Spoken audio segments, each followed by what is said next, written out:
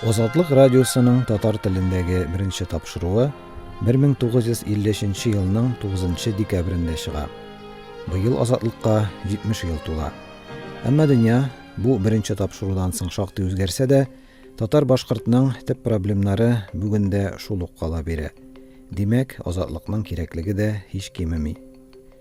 Азатлык үз эшенә салкын сугыш башланган чорда керешә. Ул вакытта Совет илендә яшәүче татар-башкортларның бәйсез һәм хак мәгълүмат алуга ихтыяҗы зур була.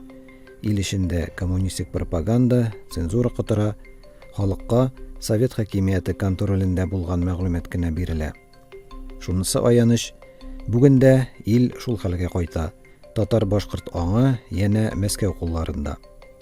Совет чорында татар-башкорт тыңлаучысы дөнья хәлләрен, халыкара вазгыятьне цензурасыз һәм үз телендә бары тик Азатлыктан гына белә ала иде. Моңардан тыш, Азатлык Советлар берлегендә тыелган буржуаз милләтчел дигән тамга салынган яшерен темалар һәм күренекле шәхесләр турында да сөйләп килде.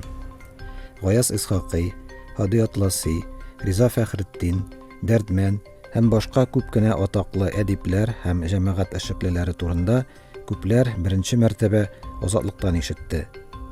Идегәй дастанының тыелуы, Кырым татар сергене, Сталин золымы һәм репрессияләре, татар-башкортның милли азатлыгы өчен көрәше турында хакыйкатьне ул чакта Азатлык кына сөйли алды. Тукайның динне зурлаган шигырьләрдә язуын, туган телнең 4нче куплетта булуын тыңлаучылар Азатлыктан белә алды. Совет дәүләте бу бәйсез авазны үткәрмәскә тырышты. Радио дулкыннарны томалап килде.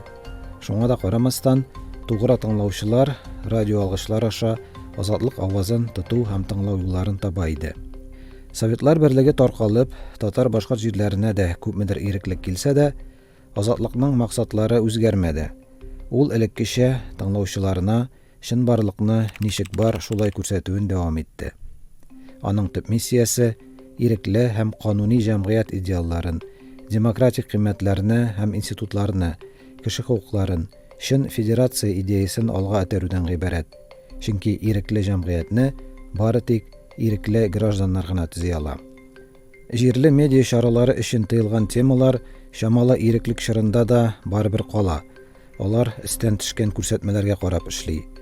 Азатлык исә бәйсез медиа булуы, һөнәри стандартларга нигезләнеп эшләү сәбәпле җәмгыять өчен мөһим булган бар темаларны да күтәрә, проблемнарны атый, тикшерә, төпченә һәм ахыр чиктә шул проблемнарның шишелеше өчен эшли. 70 ел узса да, татар-башкортлар өчен бәйсез медиа чараларының булуы бүгендә мөһим һәм кирәкле. Азатлык үз укучыларына яшәгән җирләрендә ала алмаганны, фактларга нигезләнгән риясыз, баланслы, тарихи контекстта бирелгән хәбәрләр тәкъдим итә. Азатлык радиосы ничек бар шулай.